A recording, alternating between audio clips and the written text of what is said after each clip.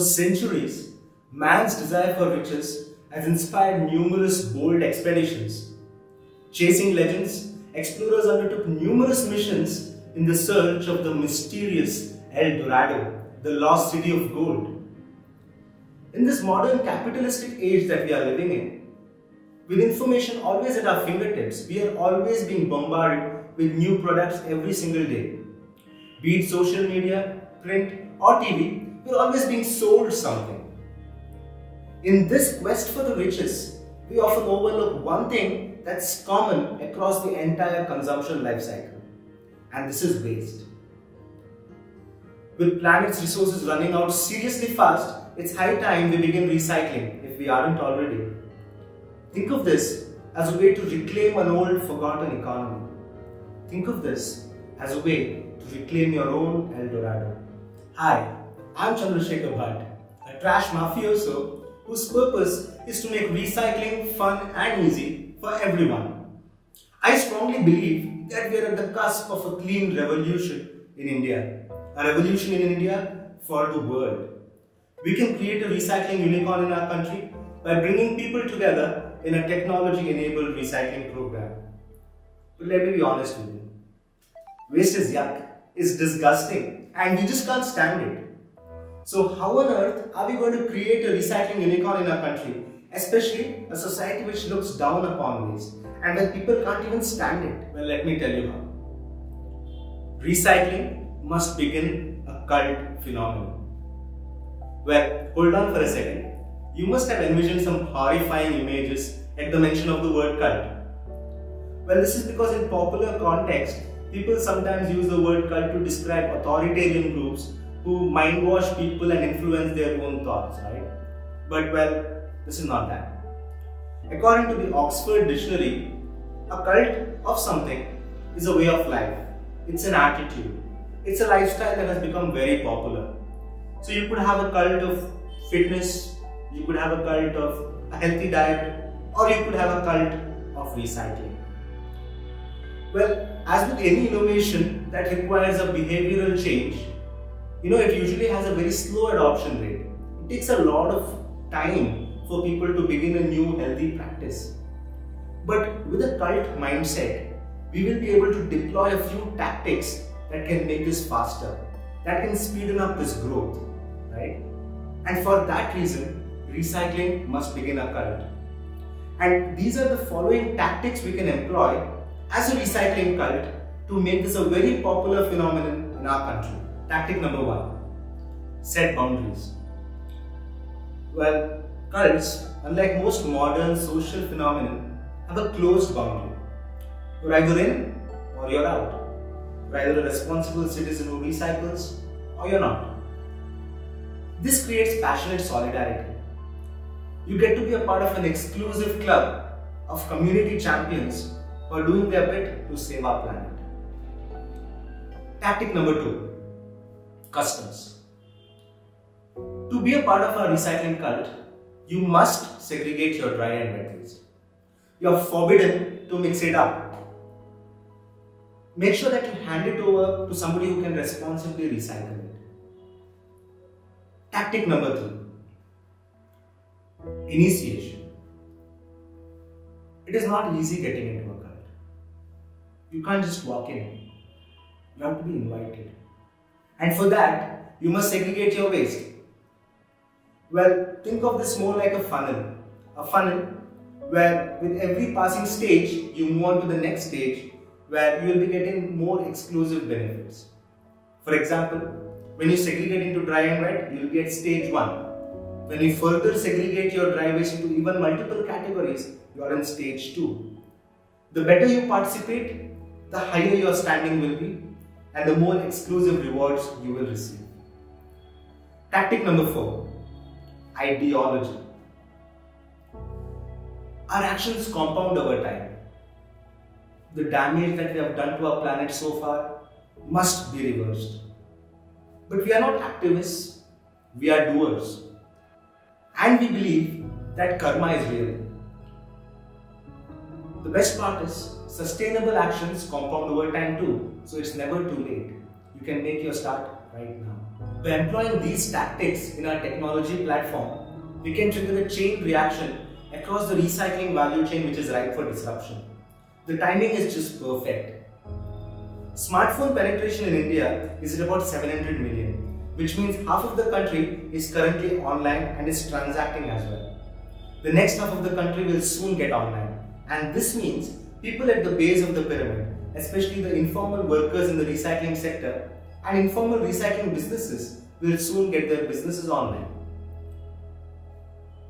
The year of the pandemic has just passed and the memories are still fresh in our minds. The fear of the pandemic is something that we are still not over with. Waste could be a trigger for the next pandemic as well, don't you think? I mean, oceans overflowing with plastic waste. Doesn't it strike a chord?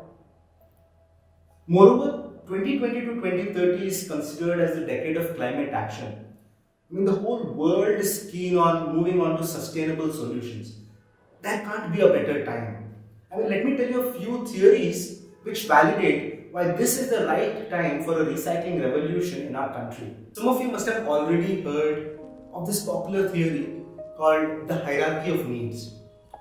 Well, according to American psychologist Abraham Maslow, in his 1943 paper titled A Theory of Motivation, he spoke about the different stages in which we humans partake in behavioral motivation, called the hierarchy of needs. Well, what this theory states is that every human would first want to meet their basic needs, the physiological needs, right? Or in India, we might call them roti, kapda and makan. Where once the basic needs are met, then humans would want to meet their psychological needs, like love and belonging, safety, emotions, a feeling of self-esteem. And finally, we will all move on to self-actualization or self-fulfillment, where one would want to make a real contribution to the world. One would actually want to feel worthwhile about whatever they are doing. So, I mean, this is the case with all of us. We would never move on to the psychological needs if our basic needs aren't met, right? And we all want to have our goals and ambitions one step at a time, and it happens in stages. Well, the interesting thing is, with all the developing nations making fast strides towards economic prosperity, it seems to me that we will all soon be in search of self-actualization. We will all soon be in search of self-esteem, and recycling is just a way to do that.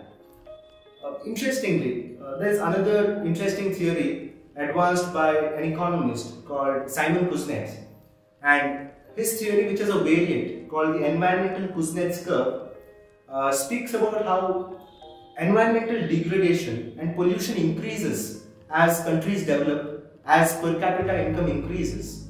But at a certain stage, it hits a tipping point, where after that, with increase in per capita income, pollution reduction actually happens.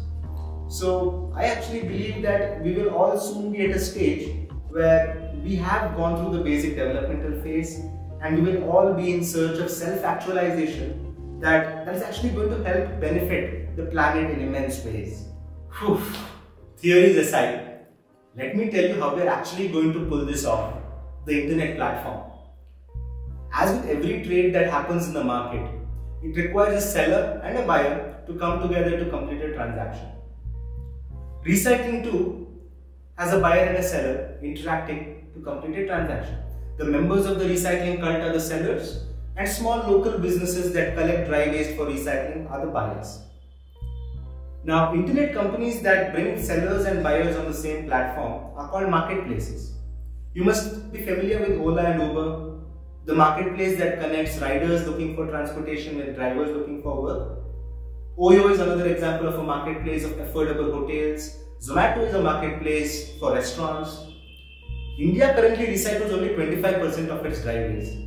And we really require a marketplace for recycling that is going to bridge this huge gap, that's going to actually cater to the difference currently between demand and supply. The benefits of such a marketplace are so many. The first thing that it enables is economy of scope and scale. Essentially, Economy of scope is when a single platform can accept all types of dry waste for recycling.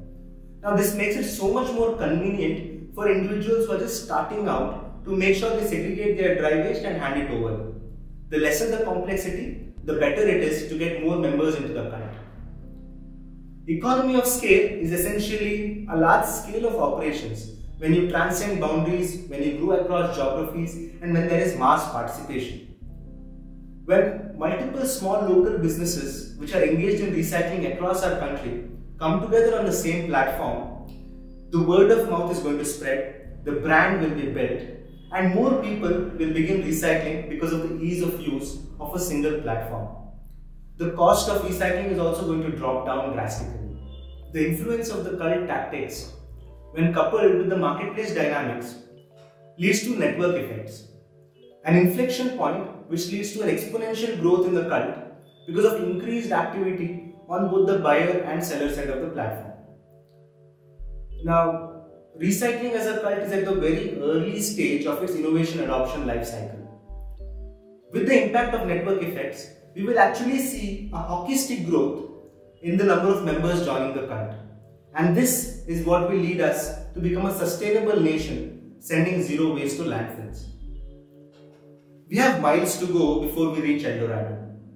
But remember, there are two rules of the recycling cult, which if you follow, we can really get there soon. Rule number 1, segregate your dry and wet waste. As I said, this is our very core custom. Rule 2, begin now. And this is a part of our ideology.